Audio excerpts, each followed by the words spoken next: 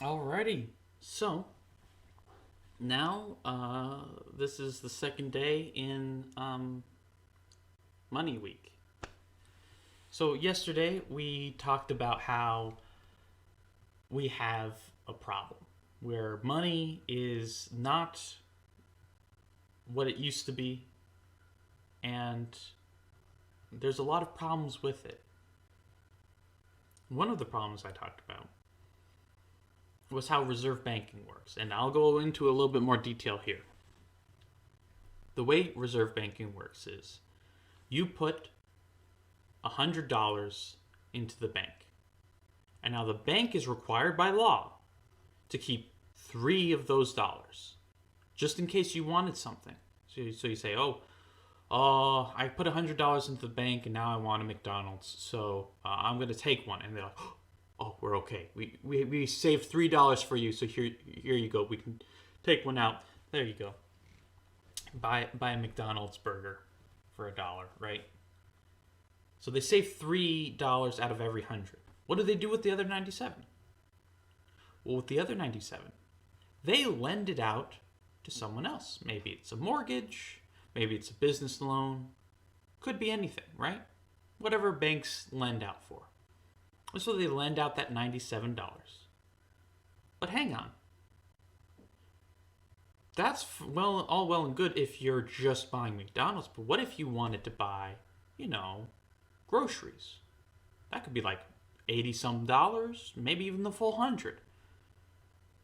Maybe even more than that, right? And so, if you're buying groceries, then they will give you all the money back. So, if you give them $100 and they lend out $97, but then you can just withdraw the full 100 again, then you have $100 and they have $97. They have $97 lent out and $100 with you. That's just more money. And what's even more so is the person they lend out the $97 to. Let's say it's a mortgage, right? Well, they take that mortgage and they say, okay, give it to the person who's buying, and then they say, here you go, seller, here's your money. And then the seller says, thank you very much, and they put it in their bank account. So now you have the $100 in your bank account. They have $97 in that person who sold the house, their bank account. But once it hits their bank account, then the bank says, well, $97, we'll save $3 in case you want to buy McDonald's or something, and then we'll lend out the other $94. And this keeps on going. Now you have $100, $97, and then $94. So you're getting to like $300 here. And it turns out if you keep going and going and going all the way down the line and you add it all up, you end up with like $3,000 from your $100. Now, the banks rarely get to that level, but they can.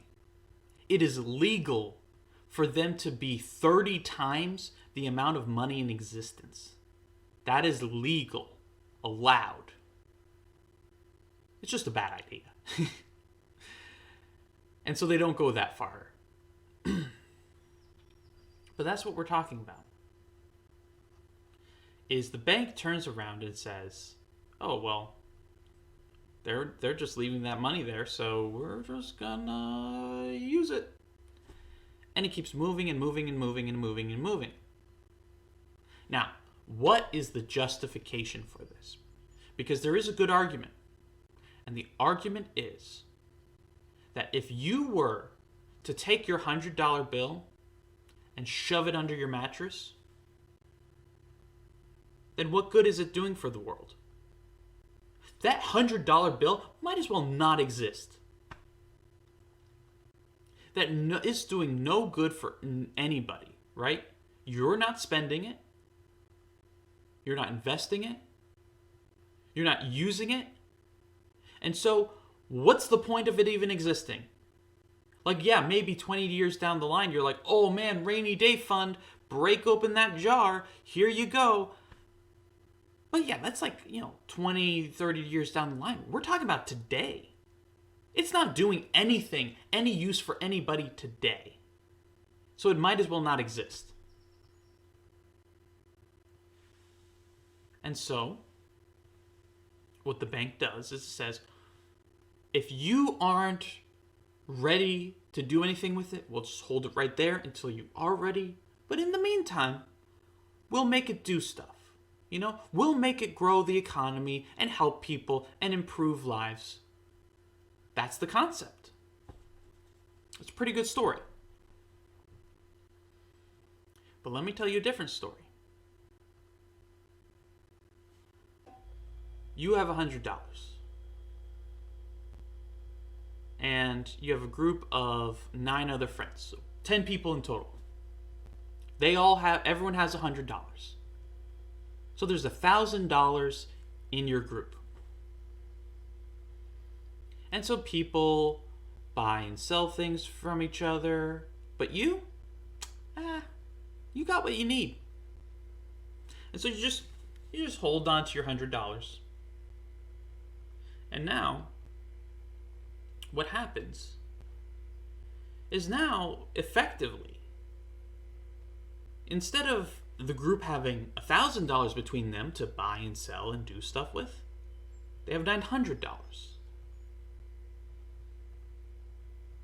And so, there is less money.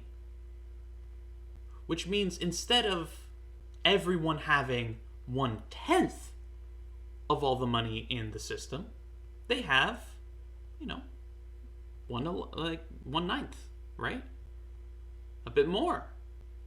And so, effectively, by you being tight-fisted and taking your $100 and just saying, nope, this is mine. I'm not going to buy anything from anybody. You are making everyone else effectively richer. Because like I said before, it might as well not even exist. Because we're talking about today. That $100 that you keep to yourself, that makes everyone else richer. Because your $100 doesn't count. Because you're not going to use it for 10, 20 years. And once you do, oh man, prices are going to have to readjust. Because you just added 10% more to the money supply. That's a fair bit. But you see, if we have 10 people with $100, so $1,000 total, and let's say half of them don't even need anything, don't buy, don't sell, they just hold on to their money.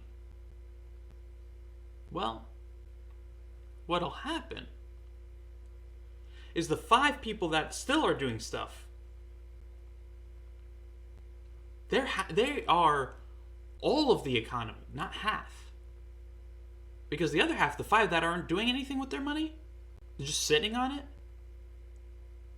they might as well not exist. And so if half of the people in the world did nothing with their money, then the other half would be richer. Now, the world isn't that simple. What usually happens is one person produces a lot of value and just sells tons of stuff. And they only spend like a little bit because, they're just one person. Just because they can sell millions of dollars of stuff doesn't mean they're going to consume millions of dollars of stuff. Like that's a lot of stuff to get.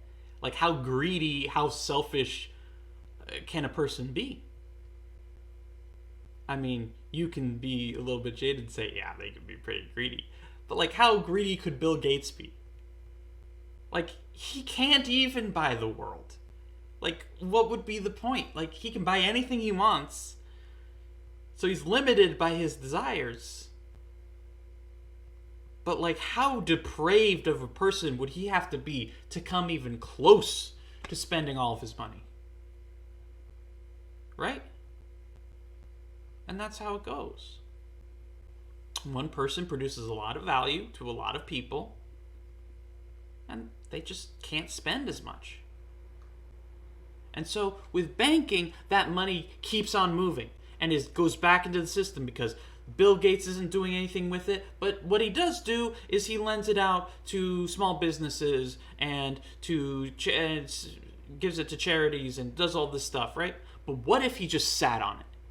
If he took all that money and sat on it, no reserve banking, bank can't just say, oh, well, you're not using it, so we'll move it over here. No one can touch it.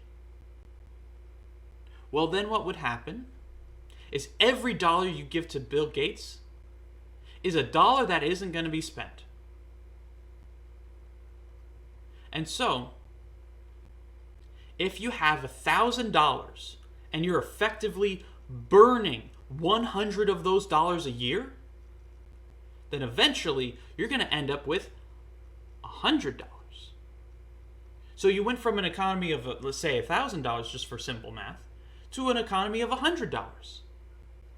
This means all of the prices went down. This means that all of the other transactions going on, since it went from an economy of 1,000 to an economy of 1/10 the size to only 100, because Bill Gates is sitting on his fat stack of cash and not doing anything with it, that means every person who saved a dollar here and a dollar there, it's worth 10 times as much. And that's what happens. And you say, well, that can't last forever. And you're right. Eventually, Bill Gates will say, well, I can't say no to these prices, right? And he's going to start spending his money.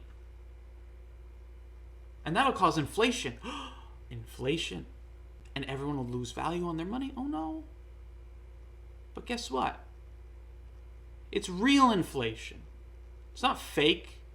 No one's printing money and stealing from anyone. It's just that it used to be he was stepping out, not doing anything. And then all of a sudden, he steps back in. The amount of money grows, the money supply grows, and inflates back to what it once was. There's nothing wrong with that. And so prices go down until we encourage Bill Gates to say, oh, okay, I'll spend more money. And then the money supply goes back up, things inflate, and then he says, I've had enough. And then he gets more money again, it goes out of the system, and then things deflate again. And so there's this cycle of inflation and deflation, inflation and deflation. And since everyone's got their own pace and got their own timing, the person who is, scrimping and saving, well, they're collecting money. And then the person who just retired said, well, I'm not making any more money, so I'm just going to spend what I have saved. And so then money goes back out. So money comes in and money goes out. And in large part, the person who's saving and the person who's spending, they mostly cancel each other out. You might get some big cycles, but we have that now. The difference is this cycle of saving and spending is not amplified 30 times. And so when Bill Gates decides to spend his money, he's got, you start with the system of $1,000, right? But that's not just what we're dealing with. We're talking about reserve banking, so it's 30 times that number. The whole economy has a maximum of $30,000. Now, Bill Gates, rich guy, he's got half of that. $15,000, right? And so now, everyone's working with the $15,000, and then Bill Gates says, all right, it's time to spend my money. Boom! Spend a whole bunch. And you go, and instead of him being, like, oh, maybe I got 200 of the 1,000. No. He's got 15,000 of the 30,000 because prices inflated. The money inflated. And then when he spends that money, it's a bigger percentage of the overall money. Because the overall money keeps inflating, keeps getting bigger. Because that money never sits still and never stops. It always keeps moving. And it's moving and moving and moving. And so, when the rich people decide to enter back into the economy, they not only increase the money supply, they overwhelm it. They create an entirely different type of economy.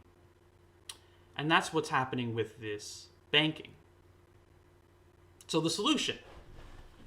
How do we fix this? Well, just get rid of it, right? Just say you can no longer take someone's deposit of $100 and lend out $97. If you have a deposit of $100, that's all there is. And so, what does this mean? This means that there's less investments going on, less artificial movement of money. And this goes back to something I've talked about before, yesterday. With stuff like college loans, people borrow money for that. And because they borrow money for it, the prices go up. And so instead of my dad, who had to work at a pickle factory in order to pay for college, now I had no expectation of ever being able to work hard enough to pay for my college. That was just not even a thing to be considered. Because it was someone else's money. And everyone else said, oh, it's someone else's money, someone else's money, someone else's money. Oh, don't you know? We'll just take a loan. And because everyone took a loan, the prices went up and up and up and up and up and up and up. And so now there's no way I could ever just pay for it by working part-time or working on summers. That just wouldn't happen. And so that's where we are. But that's because these investments go out. Not because everyone has heaps and gobs of saved up money. The average American is in debt. No, it's because banks can always move that money around. And so, you take away banks' ability to multiply this money 30 times, inflate whenever they want to, right? Because it's not just that it's an economy of 30,000 instead of an economy of 1,000. That just means that the numbers are different. No. What's really scary about this, it's an economy of 1,000 until the bank decides we're going to start lending. And then overnight, boom, 20,000. Boom, 30,000. Looks like we're all good here. And then they collect the interest. They collect interest on like $20,000, $30,000, $20,000 to $30,000 of debt that they lent out that doesn't exist. The economy of 1,000 gets multiplied to 30,000, and then they collect interest on that. That's what we're dealing with. The debt never ends because it can't. Because how are you going to pay back your loan for $1,000 out of, the 30,000 that there are? So it doesn't seem like that bad. But you look down at it and you say, I'm realizing there are only $1,000 in existence. I took out a loan for every single dollar that exists. And somehow, that's not even the whole economy. That's what we're talking about here. And so the bank loans the college student the money. The college student pays the school with the loan. Then the college puts that money, either spends it or puts it in a bank account, and it goes back to the bank. And then the bank can buy another student and pay for their tuition. And then that student also has to pay back interest. You see, this is how the lie goes. This is how the game is played. And so the bank, whoever they are, wherever they get their money from, they just buy another college student, get it back. Buy another college student, get it back. Buy another college student, get it back. And so they can enslave person after person after person after person. But you get rid of all that. And then they lend out money to one person, and that's all they could ever do. Because when that college puts it back in the bank, they're not allowed to lend it out. Not unless the college says so. And so, you don't get this infinitely multiplying number. Because as soon as the bank lends it out, the person who owned the money in the first place doesn't have access to their money. It is invested, and that's it. It's much more like how the stock market works, right? You put money in, and that's not your money for right now. It's not. You don't have control over it. You don't do anything with it. You can sell the asset and say, someone else deal with this. But your money's in. You can't just be like, but I want to buy something. Bring it back. Like, no, you would have to sell it first. You'd have to sell the investment. And this is so much better. Because then, for every dollar that exists, is the potential for a singular dollar to be lent out. Not 30, 1. And that's the big improvement here. This is the reason why getting rid of this whole concept of reserve banking is a good thing. Now, I'm talking about this big, huge change to how everything works. So obviously, there's going to be some questions and concerns.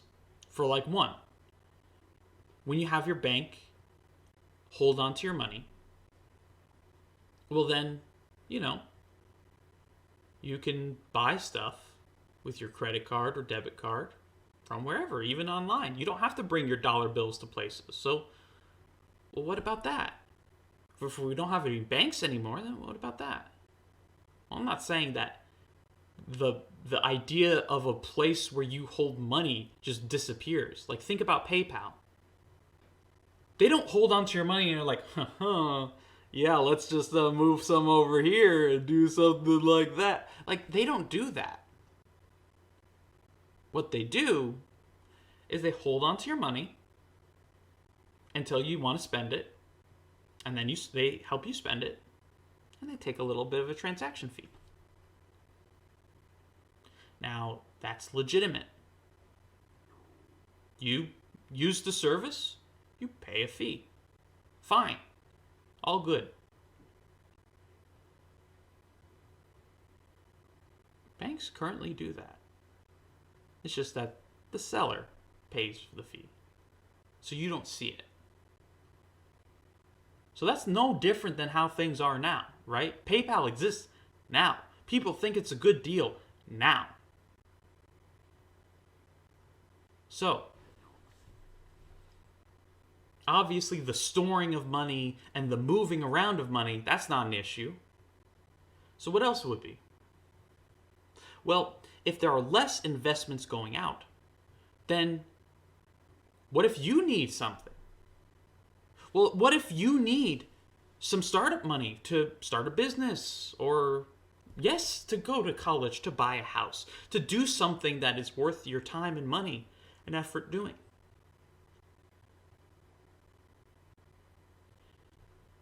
Well, for one thing, the prices are going to go down, right? How could it not? How could you go from an economy of 30,000 to an economy of 1,000 and have the prices stay the same? That just doesn't make sense. The prices will go down. Absolutely. The question is, will they go down enough, right? And now, here's where we get to other stuff. How did they get loans, get money to do something before reserve banking?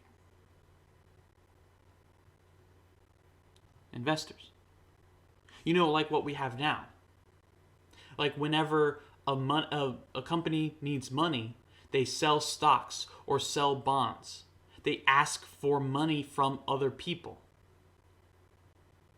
Whenever you need money, you can always go to a crowdfunding site and say, here's what I need money for. And yes, I'll pay back the money. I just, I need it for this thing. And then people could say, oh, is it a good idea or not? Do I think that they'll pay it back or not? The same kind of thinking the bank does. It's just this time, instead of a bank unilaterally shuffling money around and just bringing it out of nowhere, which is why it always works, it always pans out, it always turns up in the black. Well, instead of them doing that, instead of them doing these risky, crazy, manipulative investments that end up trashing the economy, like 2008. Well, instead of doing that, they just say, well, is it a good deal though? Do I think that you'll be able to pay it back?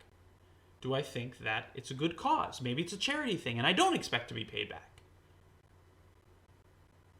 But this is also something that happens already today. And so, I'm not saying that the world has to change and be a completely different place.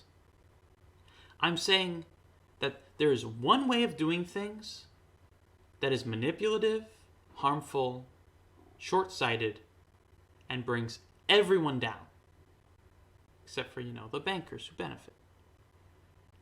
The rich people who benefit. The people in power who benefit. Besides them, everyone else, the 99% of people in the world, lose. And they lose because they're not playing a fair game. Because the banker gets to say, wait, I have $1? No. I have $30. Eh? They get to just say it. Wow, you and me? If we have $1? Well, we have $1. Well, until inflation kicks in, then we have like 95 cents. And that's a whole different problem.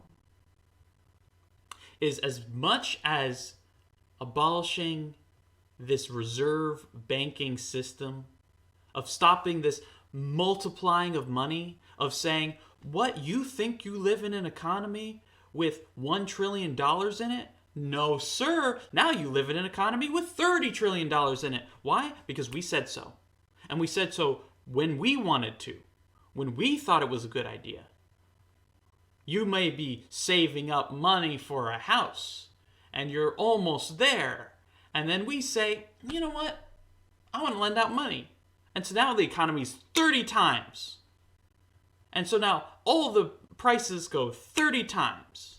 Now, obviously, we're already at like 20 something. And so when they move to 22, you don't notice.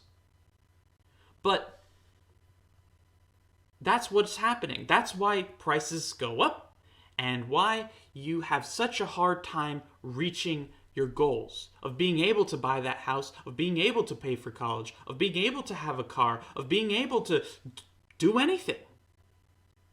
It's because those prices keep going up because someone's playing an unfair game. They get to multiply money and you don't. But even with all that, even if we got down to that nice small number of the real number of dollar bills in the world, of the actual number of, money out there, 1-to-1. No one's doing any sleazy, manipulative, multiplying stuff. Even if we did all that, there would still be inflation. The government would still print money. And so this doesn't fix the inflation problem all the way. All it does is greatly reduce it and the volatility in it.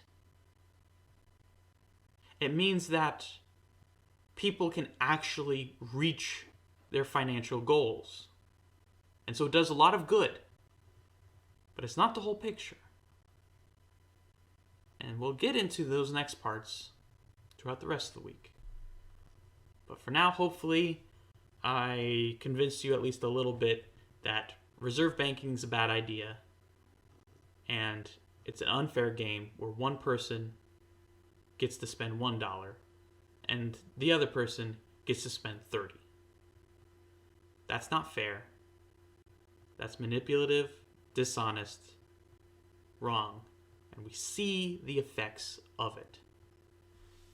Where you can just buy another person, get the money back. Buy another person, get the money back. Keep doing it until everyone's enslaved, until everyone's in debt. And that's why America is in debt.